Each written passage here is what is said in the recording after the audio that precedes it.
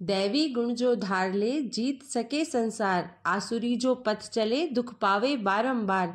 हरे कृष्णा। आप सभी का दिन शुभ हो और मंगलमय हो। भगवान श्री कृष्ण की कृपा सदा सर्वदा आप सभी पर बनी रहे।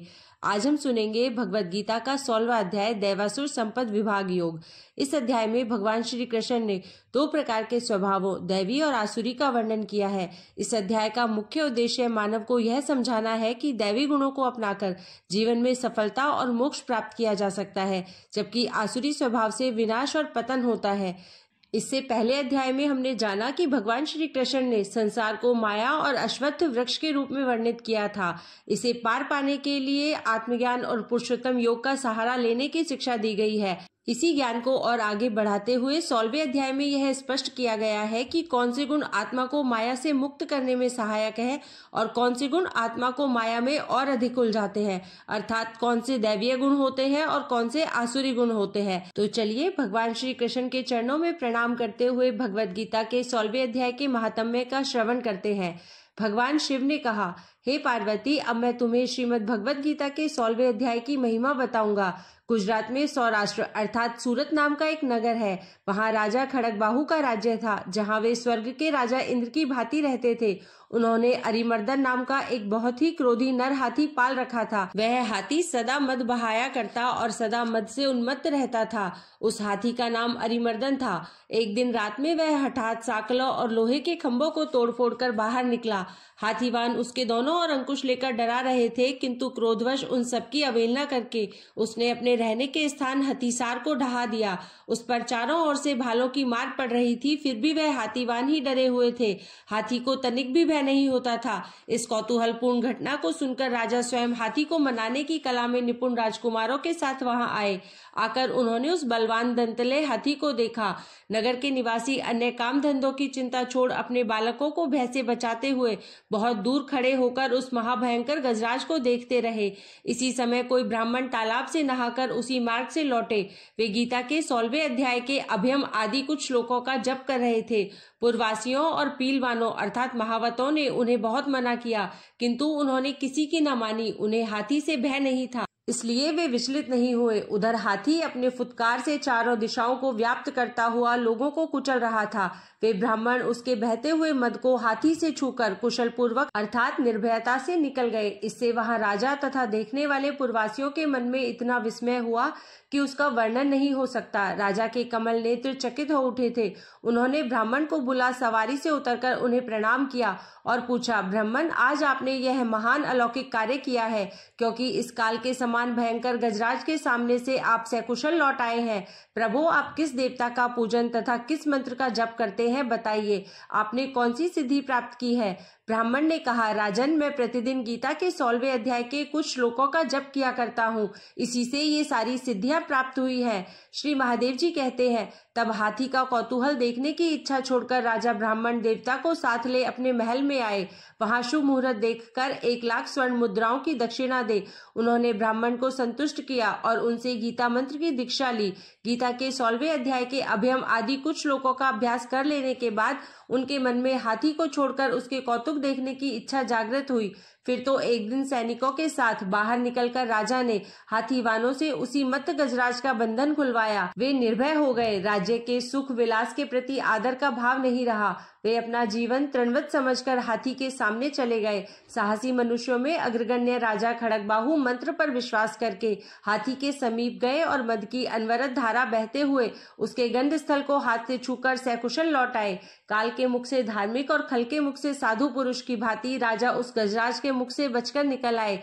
नगर में आने पर उन्होंने अपने राजकुमार को राज्य पर अभिषिक्त कर दिया तथा स्वयं गीता के 16वें अध्याय का पाठ करके परम गति प्राप्त की। जो कोई भी मनुष्य श्रीमद् भगवत गीता के 16वें अध्याय का पाठ करता है, चाहे वह कितना भी पापी क्यों न हो, वह शीघ्र ही भगवान कृष्ण के चरण कमलों अर्थात राजा खड़गबाहु के समान गति को प्राप्त कर लेता है।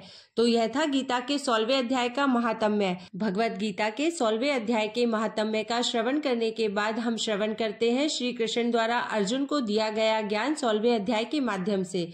श्री भगवान बोले, भय का सर्वथा अभाव, अंतःकरण की पूर्ण निर्मलता, तत्व ज्ञान के लिए ध्यान योग में निरंतर दृढ़ स्थिति और सात्विक दान, इंद्रियों का दमन, भगवान, देवता और गुरुजनों की पूजा तथा अग्निहोत्र आदि उत्तम कर्मों का आचरण और वेद शास्त्रों का पठन पाठन तथा भगवान के नाम और गुणों का कीर्तन, स्वधर्म पालन के लिए कष्ट सहन और शरीर तथा इंद्रियों के सहित अंतःकरण की सरलता, मन, वाणी और शरीर में किसी प्रकार भी किसी को कष्ट न देना, यथार्थ और प्रिय भाषण, अपना अपकार करने वाले पर भी क्रोध न करना, कर्मों में कर्तापन के अभिमान का त्याग, अंतःकरण की उपरित अर्थात चित्त की चंचलता का अभाव, किसी की निंदा न करना, सब भूत प्राणियों में हेतु रहित दया, इंद्रियों का विषयों के साथ संयोग होने पर भी उनमें आसक्ति का न होना, कोमलता, लोक और शास्त्र से विरुद्ध आचरण में लज्जा और व्यर्थ चेष्टाओं का अभाव, तेज, क्षमा, धैर्य, बाहर की शुद्धि तथा किसी में भी शत्रुभाव का न होना और अपने में पूज्यता के अभिमान का अभाव,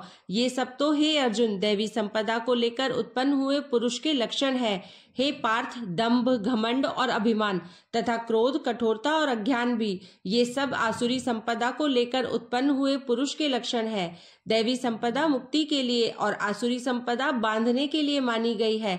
इसलिए हे अर्जुन, तू शोक मत कर, क्योंकि तू दैवी संपदा को लेकर उत्पन्न हुआ है। हे अर्जुन, इस लोक में भूतों की सृष्टि यानी मनुष्य समुदाय दो ही प्रकार का है, एक तो दैवी प्रकृति वाला और दूसरा आसुरी प्रकृति वाला। उनमें से दैवी प्रकृति वाला तो विस्तार पूर्वक कहा गया। अब तू आसुरी प्रकृति वाले मनुष्य समुदाय को भी विस्तार पूर्वक मुझसे सुन। आसुरी स्वभाव वाले मनुष्य प्रवृत्ति और निवृत्ति इन दोनों को ही नहीं जानते, इसलिए उनमें न तो बाहर न भीतर की शुद्धि है, न श्रेष्ठ आचरण है और न सत्य भाषण ही है। वे आसुरी प्रकृति वाले मनुष्य कहा करते हैं कि जगत आश्रय रहित, सर्वथा असत्य और बिना ईश्वर के अपने आप केवल स्त्री पुरुष के संयोग से उत्पन्न है, अतएव केवल काम ही इसका कारण है, इसके सिवा और क्या है। इस मिथ्या ज्ञान को अवलंबन करके जिनका स्वभाव नष्ट हो गया है तथा जिनकी बुद्धि मंद है, वे सबका अपकार करने वाले क्रूर कर्मी मनुष्य केवल जगत के नाश के लिए ही समर्थ होते हैं। वे दंभ, मान और मद से युक्त मनुष्य किसी प्रकार भी पूर्ण न होने वाली कामनाओं का आश्रय लेकर अज्ञान से मिथ्या सिद्धांतों को ग्रहण करके और भ्रष्ट आचरणों को धारण करके संसार में विचरते हैं तथा वे मृत्यु पर्यंत रहने वाली असंख्य चिंताओं का आश्रय लेने वाले, विषय भोगों के भोगने में तत्पर रहने वाले और इतना ही सुख है इस प्रकार मानने वाले होते हैं। वे आशा की सैकड़ों फांसियों में बंधे हुए मनुष्य काम क्रोध के परायण होकर विषय भोगों के लिए अन्याय पूर्वक धन आदि पदार्थों का संग्रह करने की चेष्टा करते हैं।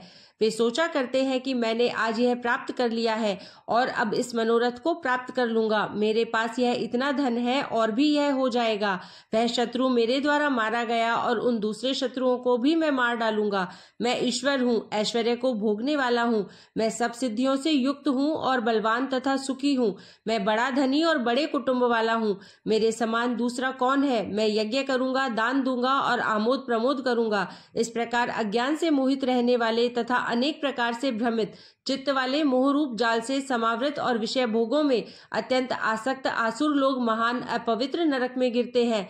वे अपने आप को ही श्रेष्ठ मानने वाले घमंडी पुरुष धन और मान के मद से युक्त होकर केवल नाम मात्र के यज्ञों द्वारा पाखंड से शास्त्र विधि रहित यजन करते हैं। वे अहंकार, बल, घमंड, कामना और क्रोध आदि के परायण और दूसरों की निंदा करने वाले पुरुष अपने और दूसरों के शरीर में स्थित मुझ अंतर्यामी से द्वेष करने वाले होते हैं। उन द्वेष करने वाले पापाचारी और क्रूर कर्मी नराधमों को मैं संसार में बार बार आसुरी योनियों में डालता हूँ। हे अर्जुन, वे मूढ़ मुझको न प्राप्त होकर ही जन्म जन्म में आसुरी योनि को प्राप्त होते हैं, फिर उससे भी अति नीच गति को प्राप्त होते हैं, अर्थात घोर नरकों में पड़ते हैं। काम, क्रोध तथा लोभ ये तीन प्रकार के नरक के द्वार आत्मा का नाश करने वाले अर्थात उसको अधोगति में ले जाने वाले हैं, अतएव इन तीनों को त्याग देना चाहिए। हे अर्जुन, इन तीनों नरक के द्वारों से मुक्त पुरुष अपने कल्याण का आचरण करता है, इससे वह परम गति को जाता है अर्थात मुझको प्राप्त हो जाता है। जो पुरुष शास्त्र विधि को त्याग कर अपनी इच्छा से मनमाना आचरण करता है, वह न सिद्धि को प्राप्त होता है, न परम गति को और न ही सुख को। इससे तेरे लिए इस कर्तव्य और अकर्तव्य की व्यवस्था में शास्त्र ही प्रमाण है।